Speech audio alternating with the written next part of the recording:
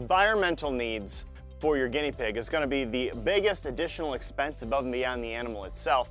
And it's one of the most important considerations for the quality of life of your pet guinea pig and for you as a guinea pig owner.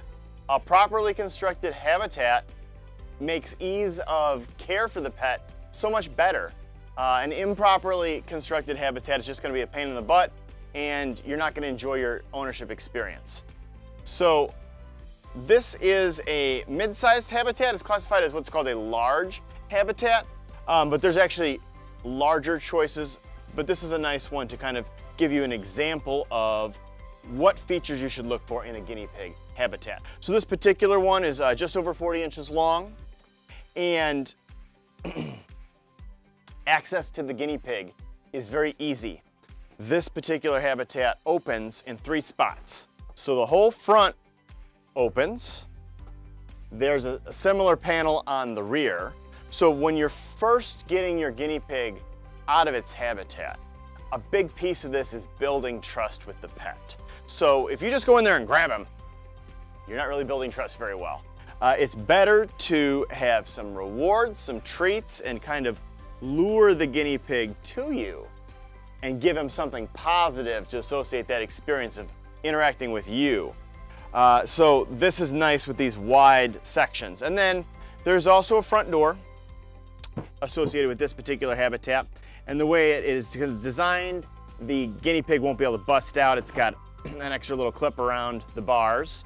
So this habitat features a ramp, an optional ramp you can install,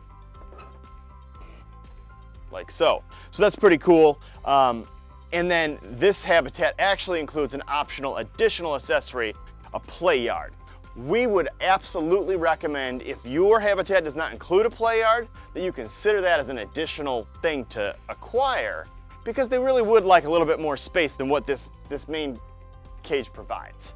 So if we look at how that play yard goes on, it just would basically attach to the front of the habitat. So we're going to show you what that looks like in a moment. So here it is. This is the habitat with the fully assembled play yard. And so you see how much more space this guinea pig would have access to. We've installed the ramp on the door.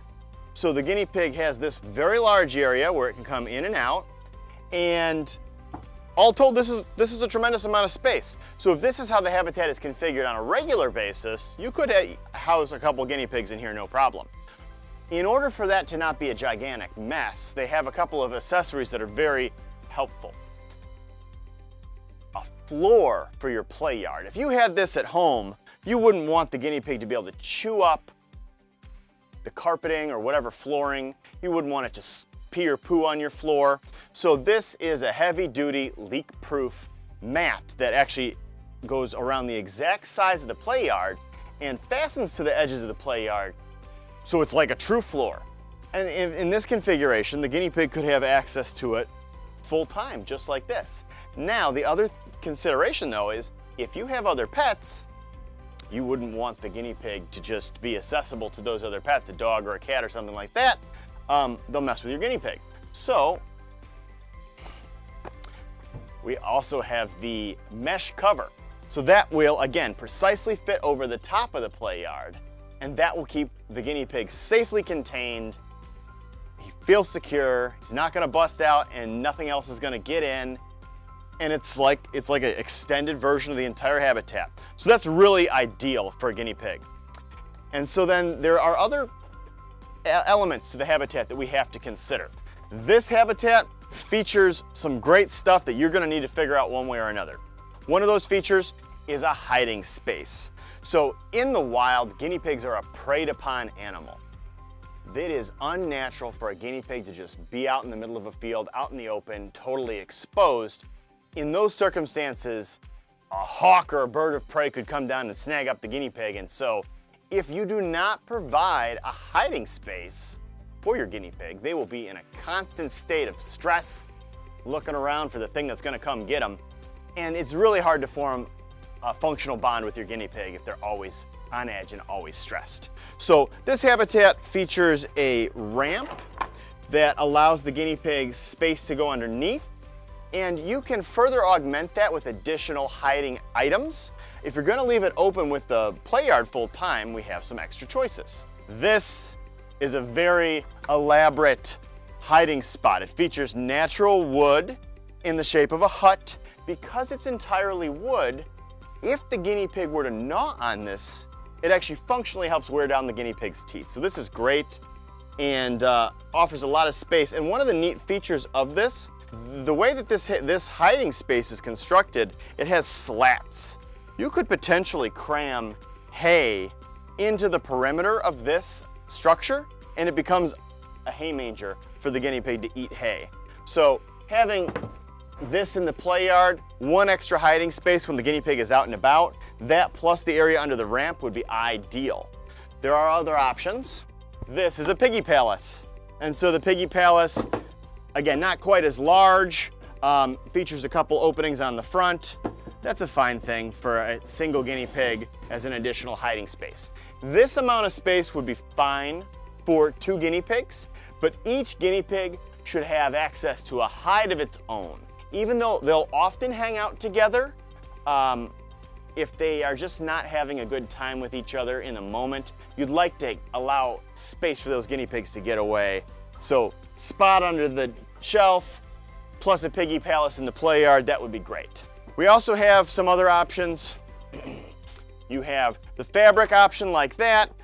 This is something that can be laundered, so if the guinea pig were to soil on it, no big deal. If they chew it up, that's made out of natural fibers, so that's fine. We also have the igloos.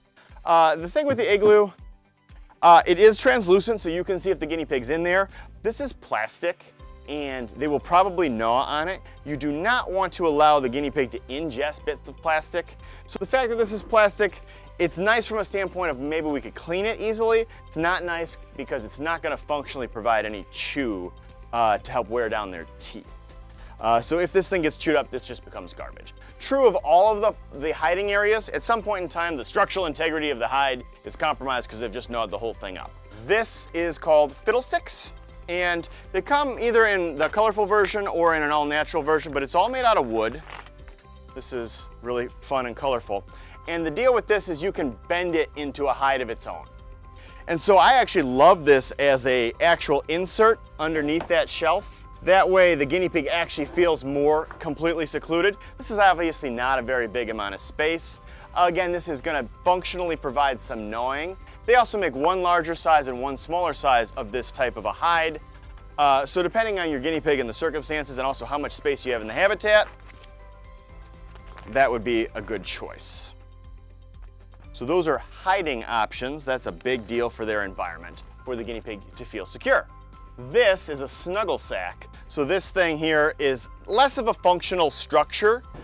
Basically, you just lay it in there and the guinea pig, if he wants to crawl in, will just crawl in there and feel secure and snuggled up. So it's cute.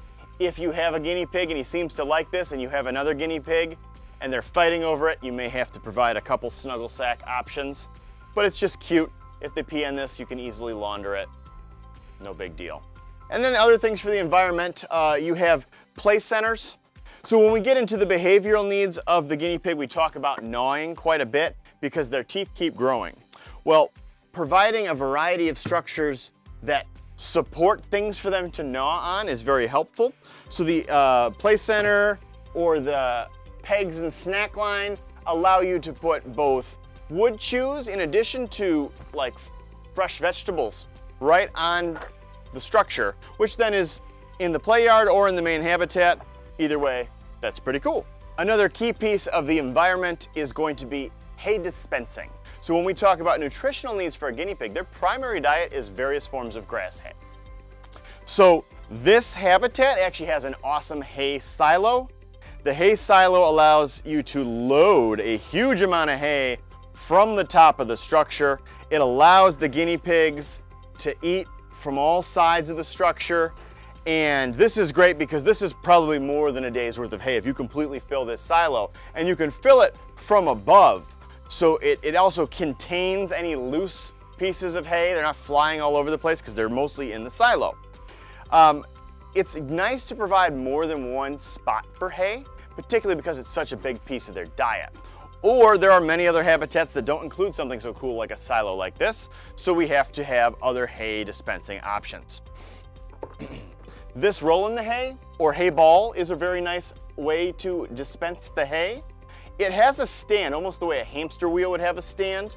You load it through the side, and then this stand allows you to either hang it from the side of a cage structure, or it can stand upright, or you can totally remove the ball from the stand and just let the guinea pig roll it around. So that's really great, and it's a nice additional enrichment option for dispensing the hay. They also have wood options. So it's important to note that a wood hay manger is not a permanent structure. This one is made out of apple sticks, which is a nice hardwood that the guinea pig will chew up. It will functionally wear down the teeth, but eventually the function that is the hay manger piece of this is going to be destroyed because the guinea pig is going to chew it up and eat it.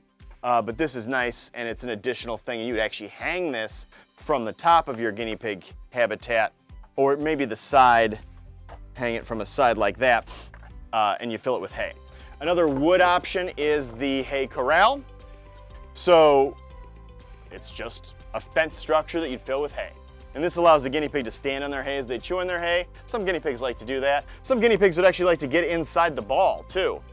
So just be aware that if that happens, it's kind of a guinea pig thing. You just gotta back them up, so make sure they don't get stuck in there. And then we have some basic hay feeder options.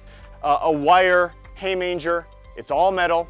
It has a little peg on the side, so you can put an additional wood chew or treat, or sometimes people will do a mineral block on there. That's fine. So it literally just folds open, hangs on the side of any bar structure. And then this is a freestanding hay feeder. It's like a trough. And so you actually have the ability to put pelleted food beneath and then load your hay inside like that. So no matter what, if you own a guinea pig, you need to have a hay dispensing option. Because this is food, you wouldn't be lining the whole bottom of the habitat with hay. You're gonna waste a lot of hay. They're not gonna eat the hay that they pee and poop on.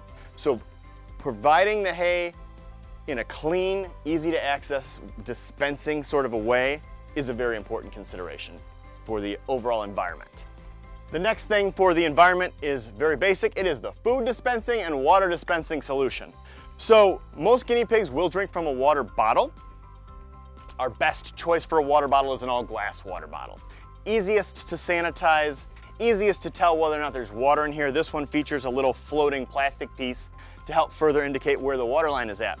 It's a good idea to practice replacing the water daily. So, you know, just like if you leave a glass of water out and then you come to it the next day, and if you take a sip of that water, it doesn't taste the same as when it's fresh out of the tap or fresh out of the bottle. Same thing here. If the water sits in there for a while, it's gonna be less appealing to the guinea pig. So a glass bottle is nice, change the water daily. This can hang from the outside of the habitat, and then you swivel it to point in, or it could hang entirely on the inside of the habitat and you'll swivel the handle to point towards the guinea pig. We have an intermediate option, which is a plastic bottle that actually features the ability to refill from the top. So if you're changing it daily, this is less beneficial, because if you're just refilling, you're never dumping and changing the water. If you find that your guinea pig drinks a ton of water, which would be somewhat unusual because guinea pigs don't drink that much water, but if you find that they're draining the whole thing frequently, a top fill water bottle is very nice. The big difference between this and other plastic bottles is how robust the bracket is to actually attach this to the side of the habitat. It's gonna be very hard for this to detach accidentally. So that's nice, you don't have to worry about the water bottle flopping off. This one's very secure. We do also have the basic plastic water bottles. These ones have a wire piece in the bottle actually, so you have to like fish it out of there. And then you'll fill the water bottle with room temperature water. If you're gonna do a vitamin supplement, you'd add the vitamin supplement, and then you'll shake it up, give it a squeeze till some water comes out, and then invert. Give it a couple taps to make sure that we have a vacuum seal. And then this would go either in the cage habitat or on the play yard, and the wire that's attached or included would attach and clip around the perimeter, and that's how that would be secured. So that's the most basic style of water bottle to choose from. So that is the watering options. Of course, there's one other watering option, and that would be a dish. So this is a non-tip dish, so unlikely for the guinea pig to dump it over. The downsides of a dish, it's open. And so very often guinea pig will scatter food, scatter bedding, things like that into the dish and make this messy. So that is the big downside of doing water in a dish like this. Now, as we think about food, this would be an ideal dish for food. Non-tip, and it's ceramic. Guinea pigs like to gnaw on things. They're not chewing up this dish because it's ceramic. Some guinea pigs get lazy.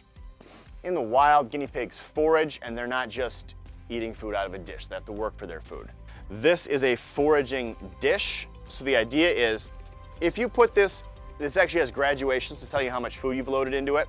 If you fill this to the 1/4 cup line, these little pegs force the guinea pig to work as the food gets consumed. They can't just go in there and, you know, chew and gulp it all down. They have to kind of nuzzle around in here with their little snout and get the food around these pegs. So it's a little bit more mentally engaging than just eating food out of a basic dish. Again, this whole thing is ceramic, so if they can't really chew it up, it's gonna be pretty durable. And ceramic is easier to keep clean compared to a plastic dish. We do have plastic dishes. We don't recommend plastic dishes for these type of small animals because they'll just chew them up. So this habitat does actually include one of those plastic dishes. I would suggest you get one of the other options. This is gonna get dumped over or chewed up pretty quickly. Just basic plastic dish. So this particular habitat was the example we used when we talked about environment. There are other cage options available, certainly. Nothing smaller than a 32-inch wide for a guinea pig. And again, a 32-inch wide habitat is probably not enough space. And so you would want some sort of play yard solution ideally. If you have your guinea pig out of its habitat completely and it's not contained in a play yard, then really we have to make sure that there's no place for the guinea pig to get behind. If you have the guinea pig in someone's bedroom and it gets under the bed or in the closet or something like that, you don't want the guinea pig to feel like prey in your home. You don't want to feel like, if you're having to chase the guinea pig down and get it out from underneath stuff, it's not going to be fun for the guinea pig. He's going to be like running away afraid. So it is tremendously valuable to have something that you can keep the guinea pig in securely where he cannot escape or get behind or underneath things. That's the safest way for the guinea pig to get out and play. When we think about flooring for a habitat, this is solid floor, that's solid floor. They still make cages that have a raised wire floor. That's not recommended for a guinea pig. That's too much pressure for their little feet. And it can cause issues. So we don't recommend any elevated flooring that's going to be like a wire mesh for a guinea pig.